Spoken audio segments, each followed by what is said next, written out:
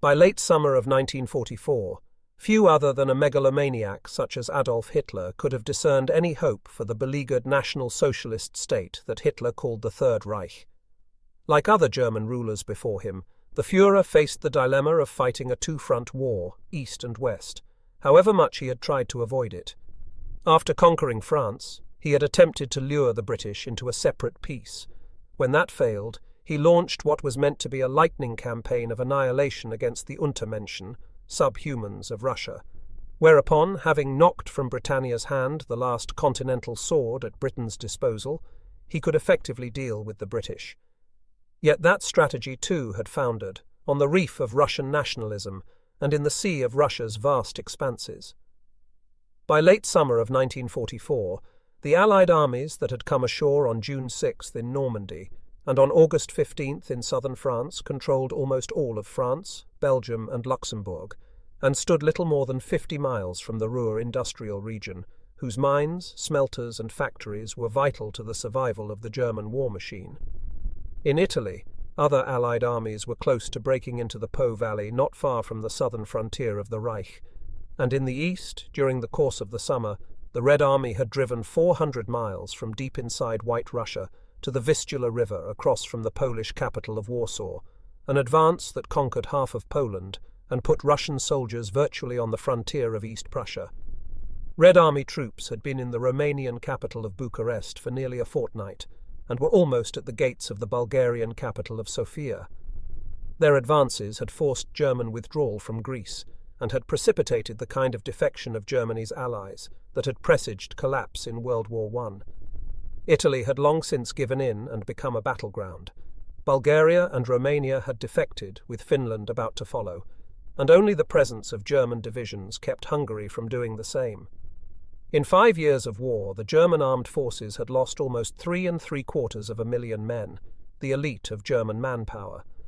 Essential raw materials from Russia, the Balkans, Finland and France were no longer to be had, and neutral Sweden was becoming increasingly reluctant to provide its iron ore to a nation that appeared about to collapse. 1,000 plane raids by Allied bombers on German cities had become commonplace, yet Adolf Hitler still saw hope, or professed that he did. For all the immense losses in battle, Germany had close to 10 million men in uniform, including 7.5 million in the army and another ground combat force, a kind of Praetorian Guard of the Nazi Party, the Waffenschutzstaffel, or SS. There were still others who could be committed to the fight, heretofore deferred students, men with less than crippling physical defects, non-essential government workers, convalescents from the hospitals, sailors and airmen turned into foot soldiers. New classes made available for the draft simply by extending the age limit at both ends of the induction spectrum, to run from 16 to 60. Nor was there concern, as there had been in 1918, about collapse of the home front. The police state had eliminated the internal red threat, or at least driven it underground, so that not once during the war years had the ugly noise of street demonstrations reached Hitler's ears. And so ruthlessly had he dealt with the cabal of army officers who tried to kill him for those most deeply involved, death by hanging on meat hooks, with motion picture cameras recording the agony that the chance of a recrudescent opposition was remote. So too, the air raids and the demand of his enemies for unconditional surrender had cemented the will of the German people. However damaging the 1,000 plane raids, they had failed to prevent German industry from maintaining a remarkably high rate of production. Indeed, not until the late fall of 1944 was German production to reach a wartime peak. Smaller industries had been dispersed to the countryside or moved to the east, where the Russians had few big bombers. A new decree would put workers on a 60-hour week, impressed foreign workers would be driven ever harder, and production of civilian goods would be drastically cut.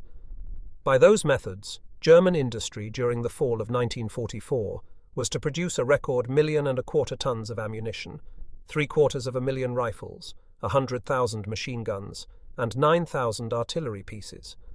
Only in tanks was production to decline, and that would be partially offset by record production of self-propelled assault guns from factories previously moved beyond the range of Allied bombers to Czechoslovakia. Hitler also put great store by a new weapon of which some models were already appearing. jet-propelled fighter aircraft 3 times faster than anything flown by Allied pilots. Once the new jets got into action in substantial numbers, Hitler maintained, they would sweep Allied planes from German skies. What Hitler needed was time. For all the crises on the Eastern Front, Hitler was still capable of gaining time there simply by utilizing the age-old process of trading it for space. Although Russian penetration onto the soil of the Reich in East Prussia would be a heavy psychological blow, there was nothing in East Prussia absolutely vital to German survival. As the master strategist Alfred von Schlieffen had put it, better an enemy in East Prussia than one on the Rhine. At the Vistula, the Red Army was still 300 miles from any really critical objective, such as the capital, Berlin, or the coalfields and industry of Silesia. In any case, the current Russian offensive had run its course, supply lines too taut to support another great lunge forward until well into the winter. The Western Front was another matter, for there the Allied armies threatened the vital Ruhr. Yet hope Hitler could see on the Western Front as well. Like the Russians, the Allies had outrun their supply lines, and by ordering die-hard holdouts in the French and Belgian ports, even as the German armies fell back toward the frontier, he had ensured that for some time to come, the Allies would still have to base their supplies on the Normandy beaches, or on ports far from the front. There was also the factor of the border fortifications on the western frontier, the combination of concrete anti-tank obstacles, Dragon's Teeth, pillboxes and bunkers known to the German soldier as Westwall, and to the Allied soldier as the Siegfried Line. No matter how dated those defences, Hitler maintained that concrete in any form lent impetus to the defence, and besides, the terrain along the frontier was forbidding. Space in the east, fortifications and inhospitable terrain in the west thus spelled time, but in the final accounting, time alone was not enough. To stand beleaguered on the defensive while his enemies gradually strangled him was no solution. He had to go over to the offensive, strike a blow that would change everything, prove decisive. There was no hope for such a decisive blow in the east. The number of new and refitted divisions Hitler could muster for an offensive would simply be swallowed by the great distances and ingested by the Red Army's multitudes. Besides, there was no chance there for a separate peace, for Hitler saw Germany as the last bulwark against the forces of unholy communism with which he could never traffic. By way of Japan, there had been indications that the Russian dictator Joseph Stalin might be willing to parley, but Hitler forbade any dickering with the Untermenschen. Probing the Soviet attitude, he wrote the wife of his foreign minister Joachim von Ribbentrop, is like touching a glowing stove to find out if it's hot. The situation in the West was a different matter. Not only were the distances shorter, the strategic objectives within acceptable range, and the opposing forces far less overwhelming in numbers. Hitler also saw a real possibility of inducing the Allies, for all their proud decrees about unconditional surrender, to accept a separate peace. Never in history, as he perceived it, had war produced such strange bedfellows as the Western democracies and the Soviet Union. Ultra-capitalist states on one side, he would tell his generals on the eve of his big offensive, ultra-Marxist states on the other. On one side, a dying empire, Britain. On the other side, a colony, the United States, waiting to claim its inheritance. Each of the three, he said, was determined either to cheat the others out of something or get something out of it. A great victory on the Western Front, Hitler declared, would bring down this artificial coalition with a crash. It was absurd for Anglo-American armies to fight a war which, if Germany were defeated, would allow the mucky fingers of communism to grub about in Western Europe. Impossible strains among such strange bedfellows would surely develop, and already Hitler thought he detected them, including some in the Anglo-American alliance. If he could destroy the British and Canadian armies, Britain would be unable to replace its losses, and Canada would hardly be inclined to send another contingent to the slaughter. In which case, would the United States be willing to continue the absurd fight alone? It was obvious that the survival of the United States of America itself was not at stake, and the enemy in the Pacific, Japan, not Germany, had sullied American honor at Pearl Harbor.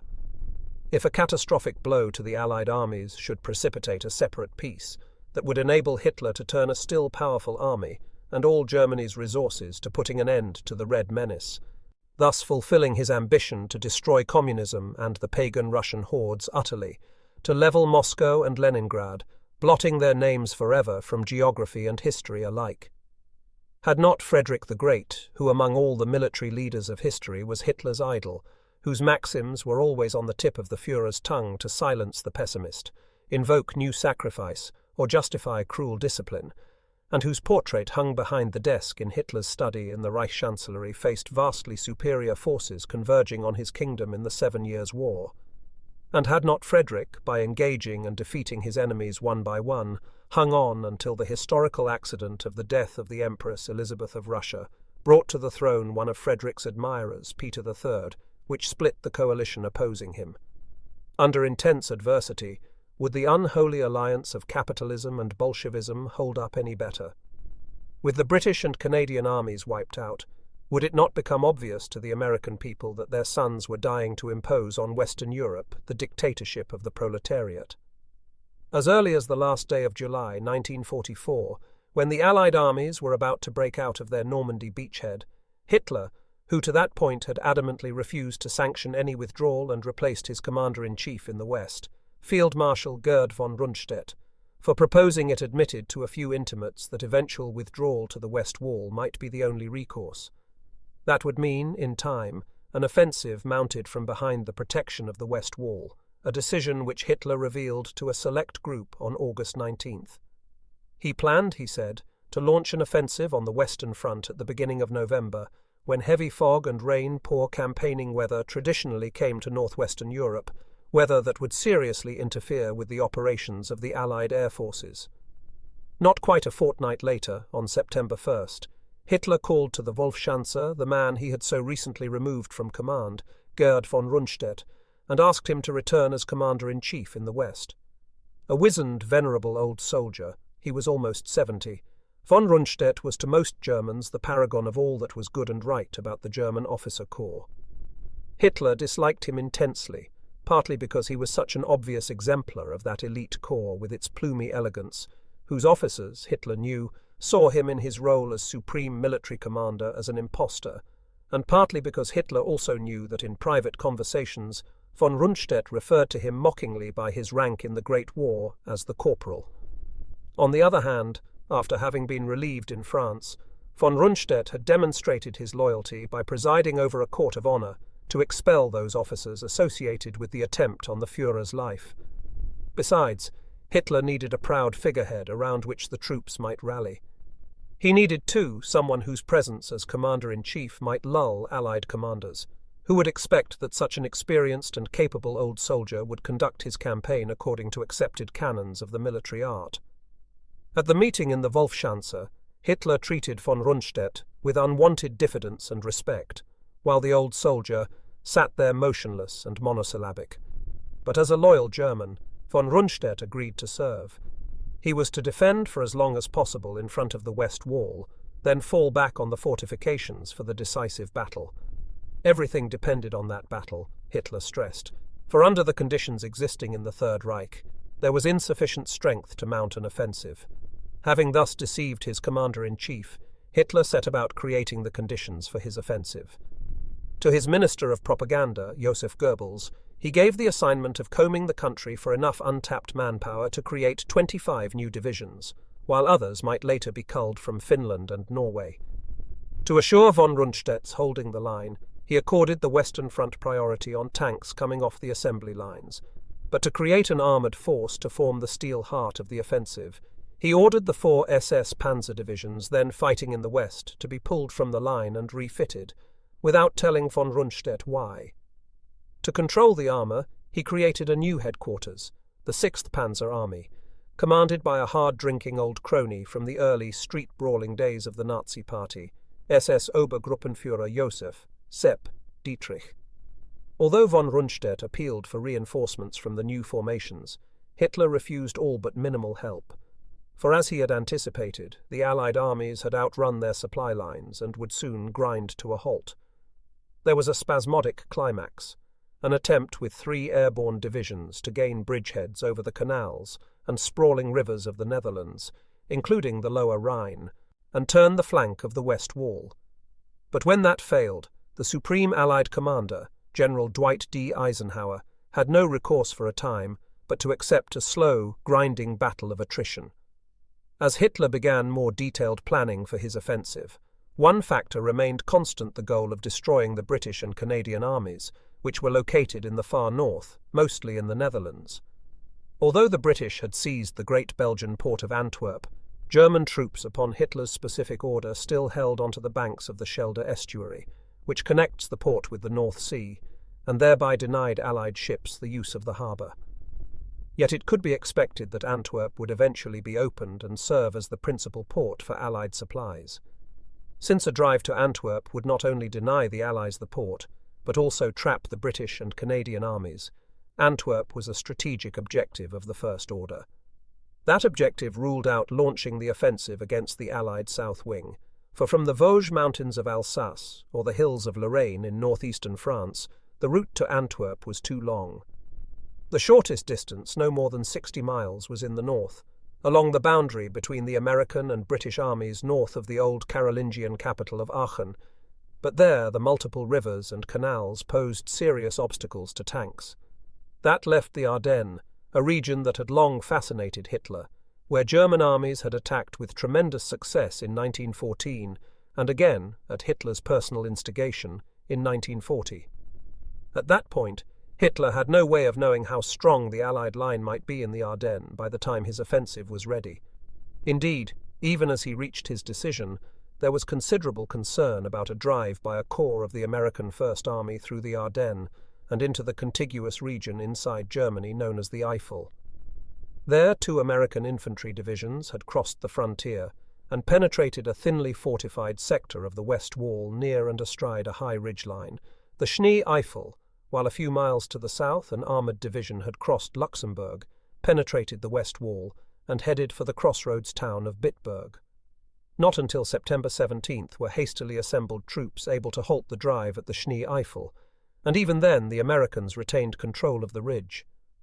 Only 4 days later would German pressure force the armoured division to abandon its thrust on Bitburg and retire into Luxembourg. On the other hand, Hitler might well expect that Allied commanders in 1944 would view the Ardennes, much as their predecessors had in 1914 and 1940, as being too compartmented and too heavily forested to accommodate a major offensive. The supreme Allied commander in World War I, Marshal Ferdinand Foch, had called the Ardennes an almost impenetrable massif, and one of his generals, Charles Lanrezac, reputedly said, "If you go into that death trap of the Ardennes, you will never come out."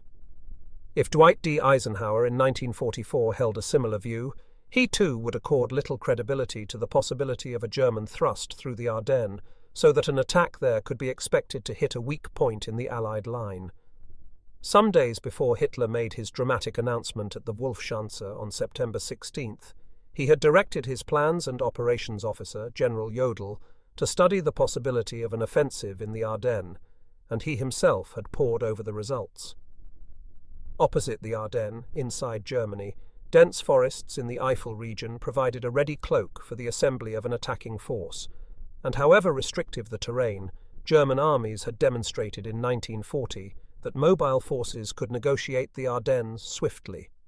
From the frontier, the route through the Ardennes to the strategic objective of Antwerp was little more than 100 miles as the Messerschmitt flew, and a drive to Antwerp through the Ardennes would trap not only the British and Canadians, but also the American 1st and 9th Armies around Aachen, fully half the Allied forces on the continent, a prize as alluring as that gained in the dash to the sea in 1940. Any coalition that lost half its field strength would surely collapse. At the very least, the offensive would eliminate the immediate threat to the Ruhr, thus enabling Hitler to draw on the Western Front for troops to meet the next big lunge by the Red Army. Although Hitler was aware that he could muster no such power as he had employed in 1940, particularly in the air, he saw methods of overcoming that. It would certainly be November before the new and refitted divisions were ready, and by choosing a period of prolonged bad weather, he would assure that his panzer divisions were well on the way to Antwerp before clearing weather enabled the Allied planes to operate. So, too, he expected to be in Antwerp. It would take a mere week to get there, he said, before Eisenhower could mount a major riposte, for Eisenhower first would have to determine the extent of the offensive, and in responding to such a strategic threat to forces of three nationalities, so Hitler reasoned the armies of a democratic alliance would require decision at the political level. That, too, would take time. At the Wolfschanze on September 25th, Hitler spelled out in more detail what he had in mind. The artillery preparation was to be massive, followed by infantry assault to achieve a swift penetration and enable a first wave of panzer divisions to begin a rapid drive to seize bridgeheads over the Meuse River, a major military obstacle defining the western and northern reaches of the Ardennes. Quick seizure of bridgeheads over the Meuse was essential for continuing the thrust to Antwerp. At that point, a second wave of panzer divisions was to be committed, while infantry divisions followed and peeled off north and south to protect the flanks of the penetration. The Schwerpunkt, main effort of the offensive, was to be delivered by the 4 SS Panzer divisions of the 6th Panzer Army, a manifestation of Hitler's faith in the loyalty and ability of the SS units, which even as late as the fall of 1944 were made up in large measure of volunteers. Naming the SS for the Schwerpunkt was also a slap at the army, whose officers had tried to kill him. The main effort was to be supported by Army Panzer divisions under another recently created headquarters, the 5th Panzer Army, commanded by a successful and trusted general brought from the Eastern Front, Hasso von Manteuffel, while infantry divisions under the 7th Army, commanded by General der Panzertruppen Erich Brandenberger, were to protect the south flank of the penetration. The offensive would require a minimum of 30 divisions, a third of them armoured, and Hitler expected the Luftwaffe to support the offensive with more than 1,000 planes. While charging Jodl and his operations staff with devising a detailed plan of operations, the Führer also ordered them to draw up a comprehensive cover and deception plan. For, as Hitler emphasized, secrecy was basic to the plan. Everybody let in on the plan, including clerks and typists, was to sign a pledge of secrecy upon pain of death. Field commanders, including Field Marshal von Rundstedt himself, who was to be the overall commander, were to be brought in only as time, detailed planning, and assembly of forces required. Hitler may have forgotten that he himself had already been less than discreet about his intentions when, 3 weeks earlier, on September 4th, the Japanese ambassador to Berlin, Baron Hiroshi Oshima, had called at the Wolfschanze in company with the German Foreign Minister von Ribbentrop for another of what had come to be periodic conferences. Probably because Japan was Nazi Germany's only ally with muscle, Hitler had long been candid with the Japanese ambassador, yet as the defeats in the field multiplied, he had become uncharacteristically defensive.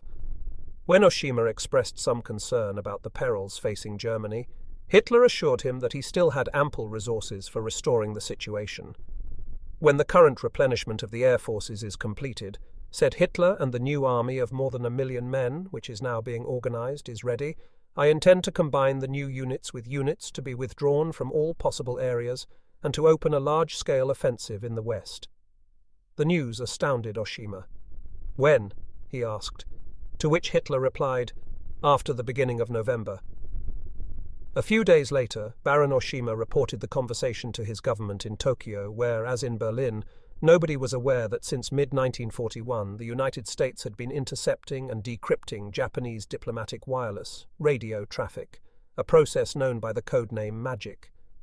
By means of Magic, Oshima's report that Hitler was planning a large-scale offensive in the West to start sometime after the beginning of November was on the desks of intelligence officers in the Pentagon in Washington almost as soon as it reached the desks of the Foreign Office in Tokyo. In Julius Caesar's time, the Ardennes region of what was to become Belgium and Luxembourg constituted the most extensive forest in all Gaul. But over the centuries, as the region passed under the control of one ruler after another, including Charlemagne, much of the land was cleared by agriculture and animal husbandry, so that by the start of the 20th century, only about half of it was still wooded. The most extensive stands that remained were in the east, close to the borders with Germany, almost all of them coniferous, stately firs harvested from time to time for timber, then replanted in orderly rows. Between the two world wars, the Ardennes became a haven for tourists, its countryside dotted with picturesque villages with narrow streets, and here and there abbeys and castles, or the ruins of them, a place where tourists partook of the region's renowned venison, wild boar, and marvellously succulent cured ham. a westward extension of the high plateau of the Eifel, so deeply etched through the centuries by serpentine streams that it appears to be less plateau than mountains. The Ardennes presents a rugged face scarred by deep gorges and twisting stream valleys.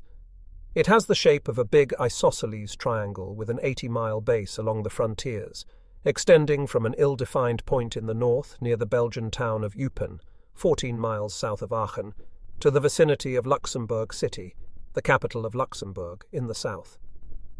Although part of the region protrudes westward beyond the Meuse River, so deep and broad is the cut of the Meuse that for military purposes the region can be said to end there, some 60 miles from the base of the triangle. As the most extensive stands of forest are close to the German frontier, so too is the most forbidding terrain. For almost the entire length of the frontier, the terrain poses a major obstacle to military movement. In the north rises the Haute Fagne high marshes, in effect a ridgeline whose crest marks the highest elevation in the Ardennes, 2,777 feet.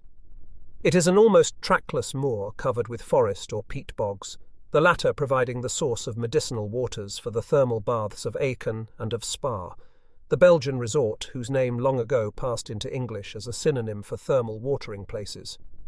Southeast of the Haute Fagnes, in Belgium's easternmost reaches, dense forests mark the frontier to the vicinity of a road centre, St. Vith.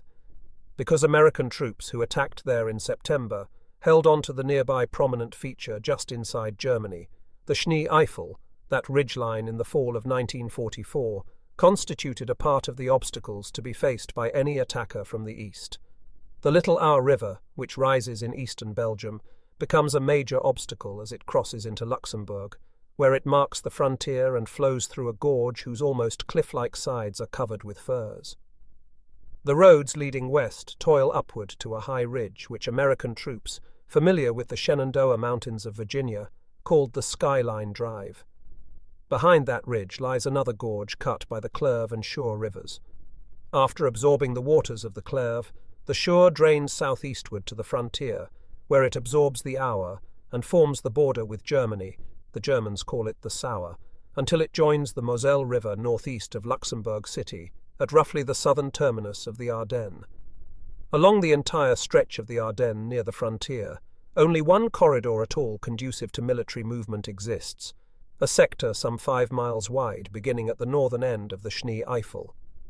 Taking its name from the village of Lossheim, just inside Germany, it is known as the Lossheim Gap.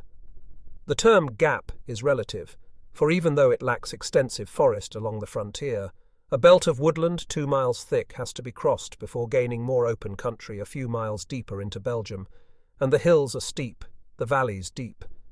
Nevertheless, as the Kaiser's armies entered the Ardennes in 1914, a force heavy in horse cavalry pushed through the Lossheim Gap in advance of the main body and quickly reached the Meuse.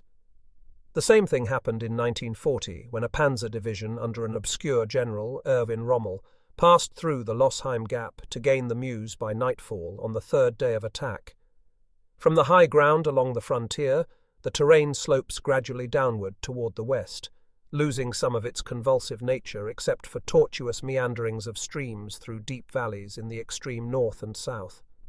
In the centre, around Bastogne, the true nature of the region as a plateau is readily discernible, no more of an obstacle to military movement than is always present in a gently rolling landscape. Beyond the Little Orte River, roughly 2/3 of the distance to the Meuse, the same rolling hills prevail for the most part the rest of the way to the Meuse. The Meuse itself follows a south-north course before swinging northeast at the town of Namur. After washing the industrial wastes of one of Belgium's principal cities, Liège, it finally resumes a northward course through the Netherlands to the sea. The road net for such a pastoral region was extensive, although the roads usually twisted and turned in conformity with the stream valleys, and in many places passed through thick forests or sharp defiles where they might be readily blocked. As an added obstacle, at every crossroads or road junction stood either a closely knit town or village, or at least a collection of stone farm buildings, which almost always constricted the width of the road. Although most of the railroads had been put back into service for military traffic by late 1944, the repairs ended some miles short of the German frontier, and without connections to lines inside Germany, Railroads in the Ardennes would have little bearing on the fighting to come. Not so across the frontier in the Eifel. There, in countryside even more heavily forested than that of the Ardennes, the Germans, in preparing for the onset of World War I, had constructed a number of rail lines feeding from marshalling yards at Cologne in the north and Koblenz in the south, and from other crossings of the Rhine River in between. Since the distance between the Rhine and the western frontier is only about 45 miles, trains moving along those spur lines have relatively short hauls. The lines lead to towns that are also road centres: Bitburg in the south, Prum and Gerolstein in the shadow of the Schnee Eifel, and Gemund and Schleiden in the north. Although the sole arterial line runs along the valley of the Moselle on the southern periphery of the region to the old Roman outpost town of Trier, spur lines lead north from marshalling yards at Trier to Bitburg and the other road centres within the Eifel. There are no cities in the Eifel and few in the Ardennes. Except for Liège on the northern periphery and Luxembourg City and Arlon to the south, there are only the picturesque villages and an occasional town with a population of 2,000 to 5,000. Yet those towns pull together a number of roads and then release them in various directions. So St. Vith near the frontier, Malmedy in the north, and Bastogne and Houffalize in the centre would become critical features in any military advance. The people of Luxembourg reflect a fierce independence befitting a region that has been a separate entity, although not always autonomous, since the 10th century. Of Germanic descent, they speak a dialect, Letzenburgisch, which to the American soldier sounded like German. The population of the Belgian Ardennes is composed primarily of French-speaking Walloons, but in the northeastern corner most are ethnic Germans, reflecting the fact that before the Treaty of Versailles, the easternmost province, Eupen et Malmedy, had long been a part of Germany. In late 1944, in such border towns as Eupen and St. Vith, shop signs were in Old German script, and almost all the people spoke German. Many, even a majority, might be loyal to Belgium, but the American soldier did not trust them. Almost every home had a photograph of a father or son in German uniform, and few American soldiers bothered to reason that ethnic Germans in regions conquered by the German army had no choice but to serve the fatherland. Situated not far from the North Sea, the Ardennes has a harsh, wet climate, with rainfall averaging 35 to 40 inches a year. Some of the heaviest rains come in November and early December, so saturating the soil that any movement off the roads is difficult, and with them comes the fog or mist that sometimes fails to clear before midday and reappears again in late afternoon. Snow sometimes accumulates up to a foot in depth deeper in the drifts, and cold, raw winds sweep the heights. As American intelligence officers would consistently note, the Ardennes presented little attraction for anybody except, they might have added, a tourist. Surely it proffered nothing of strategic importance to German armies forced back on their homeland in desperate straits. Yet that was reckoning without the fact that by way of the Ardennes, it was just over 100 miles, as the Messerschmitt flew, to Antwerp. Although Hitler had specifically directed that his offensive be made through the Ardennes, Alfred Jodl and his planning staff studied various alternatives, eventually settling on 5, only one of which involved that part of the Ardennes which Hitler had specified, and even that failed to name Antwerp as the objective. As proposed by the planners, that operation would consist of 2 prongs, a main effort passing through the Ardennes and then turning north, where it would meet a thrust launched from the vicinity of Aachen, a shallow double envelopment, which could be expected to trap not the British and Canadians, but just the American 1st and 9th Armies. Proposing the alternative plans may have been simply a logical procedure for men with general staff-trained minds. On the other hand, the plan for a shallow envelopment may have been a subtle attempt by Jodl to modify Hitler's grandiose scheme, to reduce it to the dimensions a trained and experienced military planner, such as Jodl recognized as within German capabilities. If such a ploy it was, it failed. The effect was not to lessen Hitler's ambition, but to increase it, for he liked the idea of supplementing the Ardennes thrust with a second prong originating near Aachen, and on Antwerp as an objective, he was immovable. As finally worked out by Jodl and his staff, the offensive was to be launched along a 60-mile front from Monschau in the north, some 20 miles southeast of Aachen, whence led the only lateral road across the Haute Fagnes, to the medieval town of Echternach in the south, downstream from the juncture of the Auer and Schur rivers. Sepp Dietrich's 6th Panzer Army, comprising the Schwerpunkt, was to attack along a front extending from Monschau to a point within the Losheim Gap, with a panzer division debouching from the gap to follow the path of Erwin Rommel's division in 1940, bypassing opposition and quickly gaining and crossing the Meuse. Jodl dug from the archives a copy of the 1940 plan.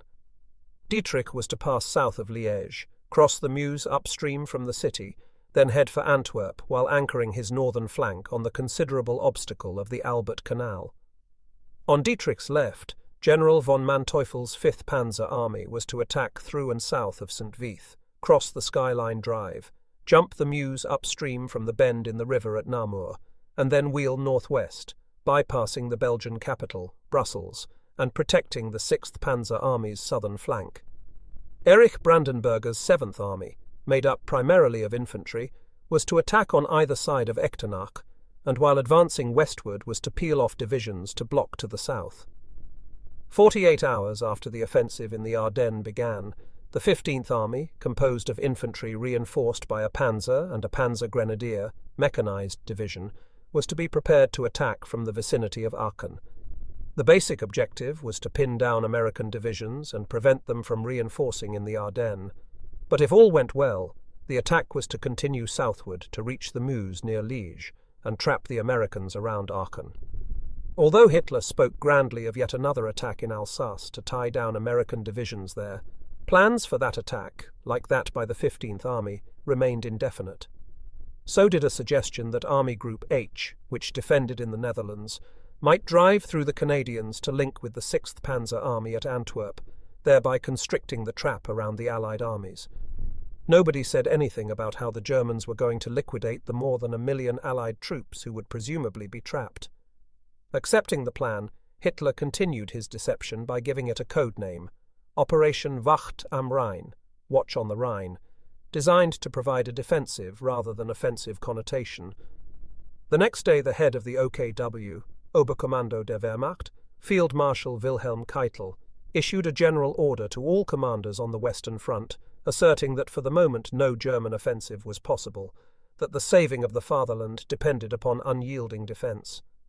During the afternoon of the same day that Hitler approved Jodl's plan, October 21st, he received at the Wolfschanze someone he held in special respect, a blond giant of a man who, like Hitler himself, was Austrian, Otto Skorzeny.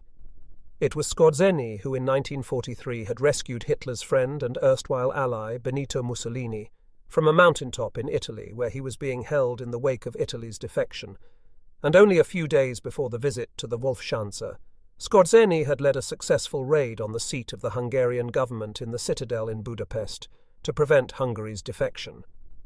Possibly as an indication of something of the Führer's admiration and trust, Skorzeny may have been the only person briefed in early stages of the planning for Wacht am Rhein, from whom Hitler exacted no written pledge of secrecy. Wearing the uniform of an SS major, Skorzeny entered Hitler's study and received a warm handshake. "Well done, Skorzeny," exclaimed the Führer. He had promoted him, he said, to Obersturmbannführer, Lieutenant Colonel, and awarded him the German Cross in gold. After hearing Skorzeny's account of the operation in Budapest, Hitler began a lengthy recitation of Wacht am Rhein. "One of the most important tasks in this offensive," he said at last, "will be entrusted to you and the units under your command." Skorzeny was to form a special brigade that would precede the attacking armies and seize bridges over the Meuse. The troops were to wear American uniforms, which would enable small detachments to cause the greatest confusion by cutting communications and passing false orders. "I know," Hitler concluded, "you will do your best." A few days later, Skorzeny was dismayed to come upon an order signed by a senior officer of the OKW. At the top were the words, "Secret Commando Operations." Units throughout the army, the order read, were to send in the names of all English-speaking officers and men who are prepared to voluntarily apply for transfer for a special operation, under Skorzeny. All units were also to turn in any captured American vehicles, uniforms, and other equipment. Skorzeny was livid. Such a widely distributed order was bound to fall into Allied hands. To Skorzeny, his operation was compromised from the start, but his superiors would agree to no cancellation lest Hitler himself learn of the gaffe. "It's idiotic," commented Reichsfuhrer SS Heinrich Himmler, "but it has been done. We cannot hold up your operation now." Scion of an aristocratic old Prussian family from Mecklenburg, Karl Rudolf Gerd von Rundstedt disdained Nazism and Adolf Hitler. Yet, like many another of the senior generals anxious to circumvent the Treaty of Versailles and restore German military strength, he had pledged himself to the Fahneneid, the ancient oath passed down from the Teuton Knights, requiring every soldier to obey the emperor unto death, an oath with which Hitler, like the Kaisers before him, bound his officers. Having enlisted in an infantry regiment as an ensign at the age of 17, von Rundstedt, by the fall of 1944, had been soldiering for more than half a century.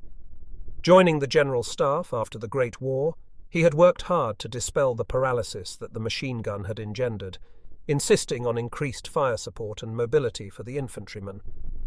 Although he believed fervently in the supremacy of the state over the army and despised politics, in 1938 he so disagreed with Hitler's policies, which he considered to be leading to full-scale war, at a time when Germany was grossly unprepared for it, that in company with a dozen other top generals, he resigned.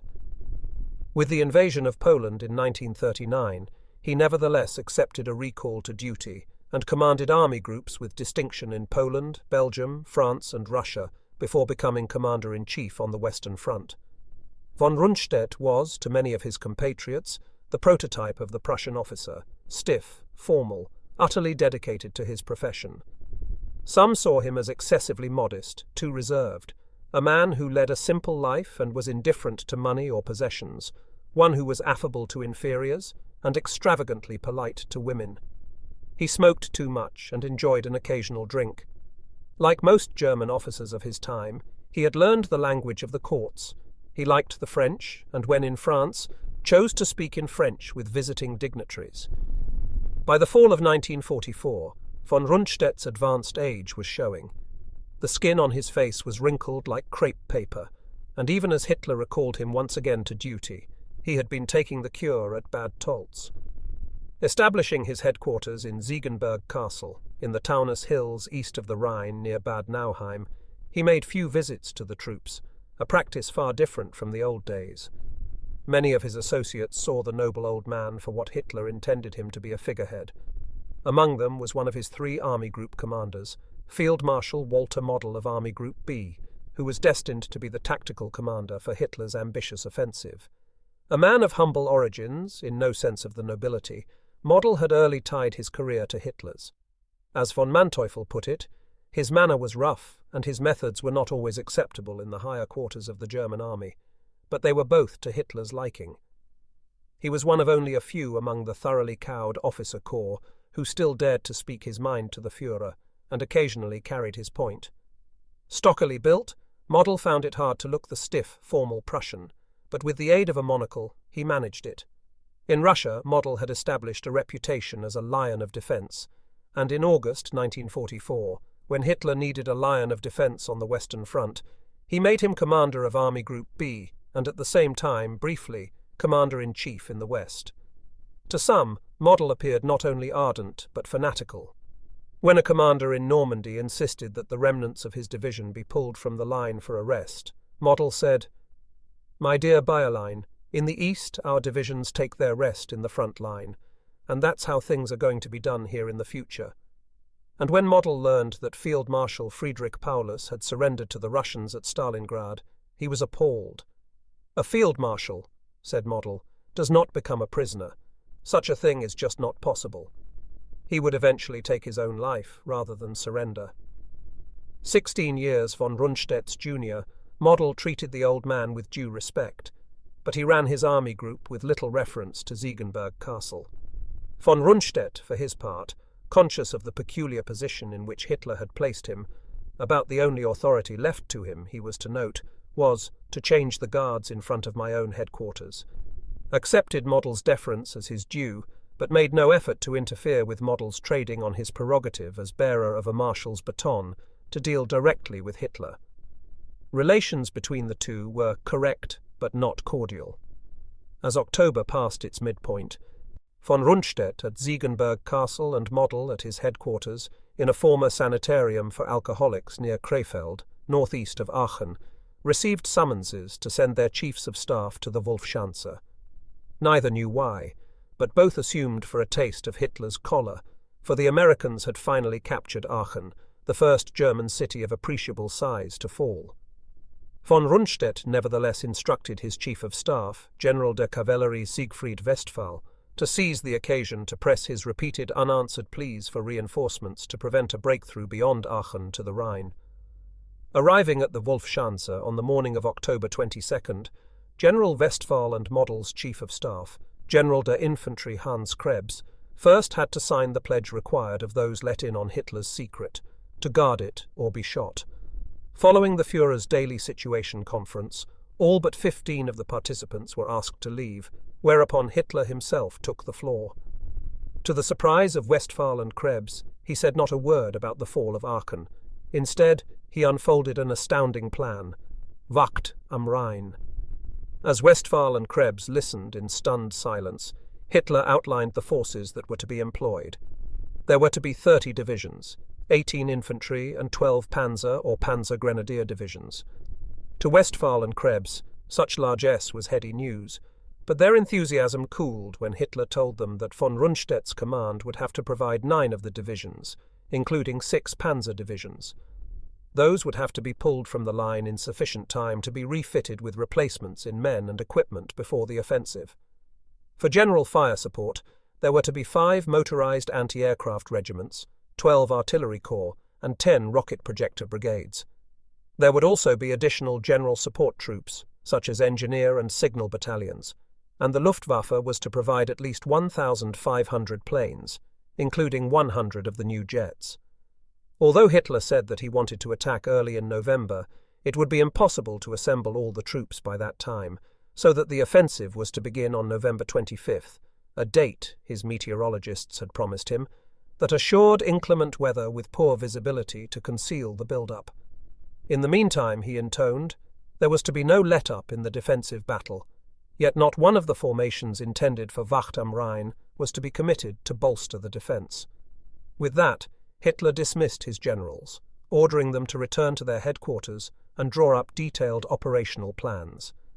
When Westphal reported back to his chief, von Rundstedt was appalled. While admitting that Hitler's choice of the Ardennes for the offensive represented a stroke of genius, he saw the plan as far too ambitious. As he was to put it later, absolutely all conditions for the possible success of such an offensive were lacking.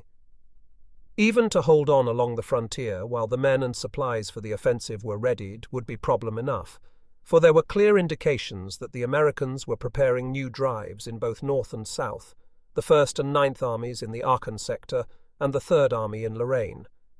If the German armies should reach and cross the Meuse, which von Rundstedt seriously doubted they could do, both flanks would be highly vulnerable, and to expect to advance all the way to Antwerp without encountering a major counterblow was crediting the Allied commanders with a languor and a dearth of resources they had yet to exhibit.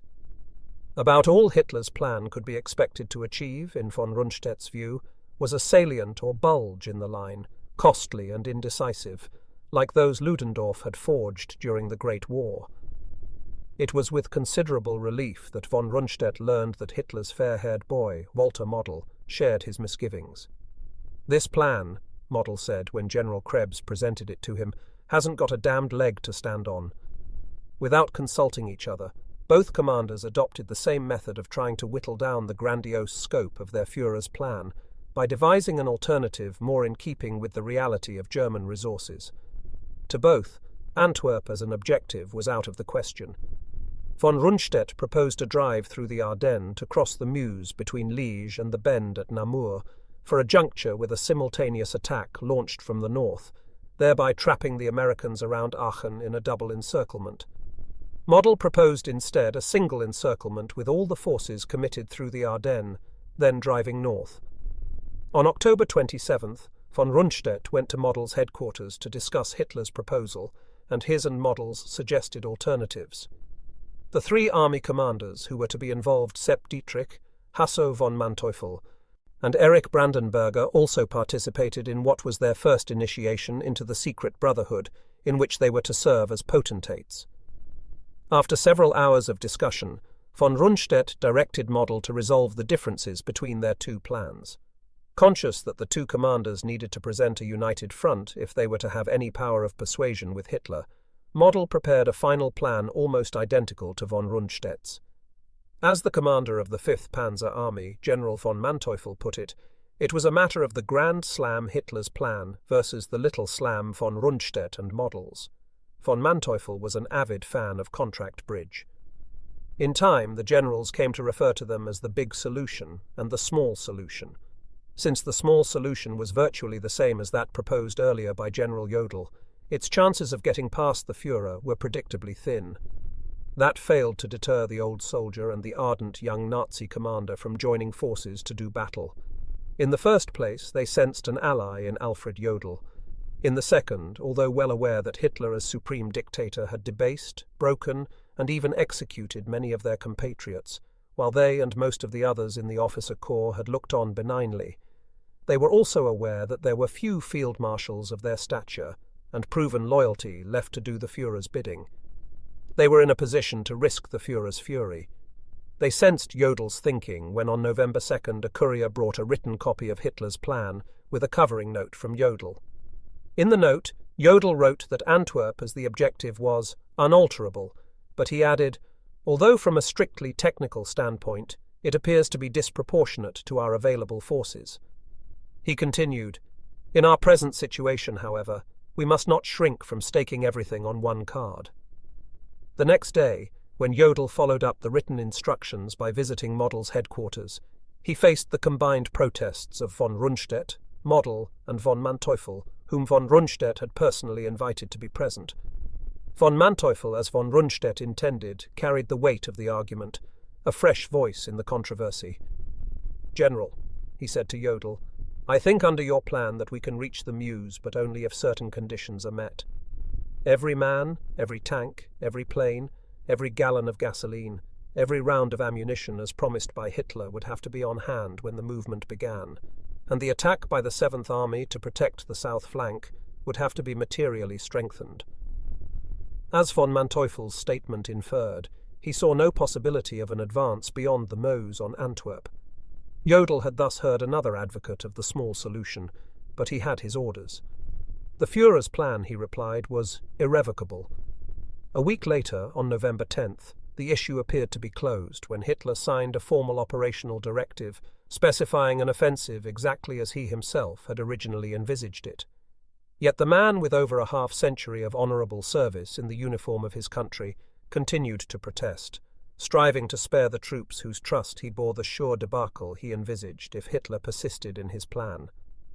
Along with Model, von Rundstedt proposed yet another small solution, an attack from the north with some of the divisions scheduled for Wacht am Rhein into the northern flank of the American 9th Army, which on November 16th, along with the 1st Army, had begun a major offensive in the Aachen sector, but had failed to achieve a breakthrough.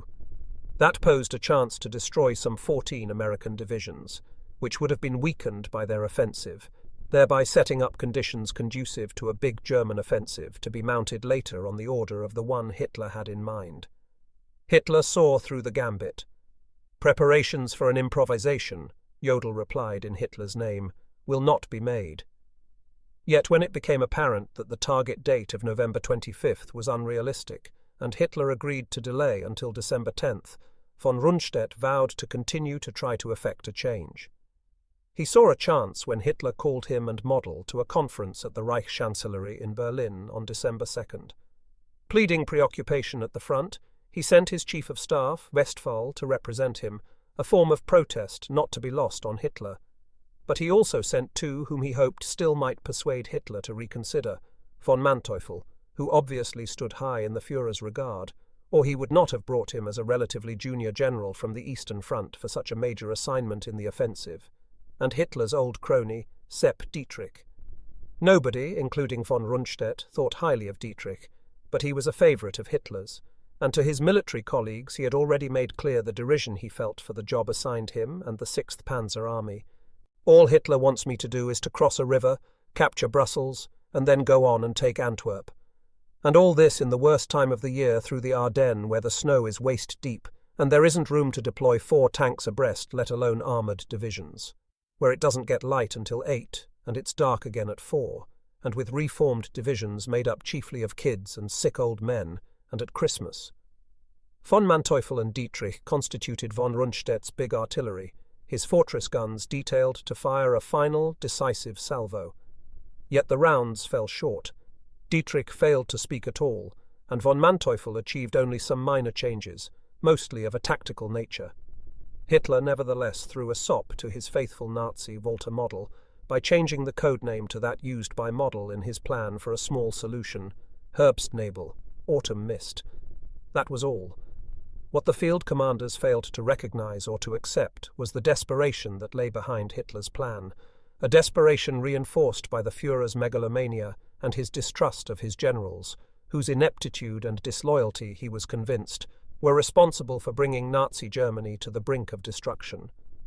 From the day his generals tried to kill him, he had been convinced that he and he alone could save Germany, that some divine providence had spared him for that role, and that the way to do it was to exploit the dissensions he deemed inherent in the misalliance of his adversaries, and to continue this battle until, as Frederick the Great said, one of our damned enemies gets too tired to fight any more.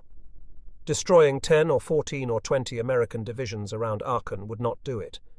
He had to create conditions in which one nation could blame the other for the debacle that engulfed its troops, to sow mutual distrust, to deal such a blow that the people of Britain, Canada, and America would demand that their leaders bring their boys home. Surely at some point at that point, the Western democracies would realize that it was Adolf Hitler who had long been fighting their battle for them, the battle to keep the pagan communist hordes out of civilized Europe. Hardly had Hitler dismissed the 4 commanders on December 2nd than he ordered preparations to begin for a move from the Wolfschanze to underground concrete chambers amid the wooded Taunus hills, little more than 1.5 miles up a winding road from Ziegenberg Castle. From there, the Adlerhorst, Eagle's Eyrie, he personally would direct his grand offensive, as he had done from the same place for his triumph in 1940, under a design little altered from the one he had had in mind that day in September, when he had slapped the map on his desk and first announced his decision. Here, out of the Ardennes, with the objective Antwerp,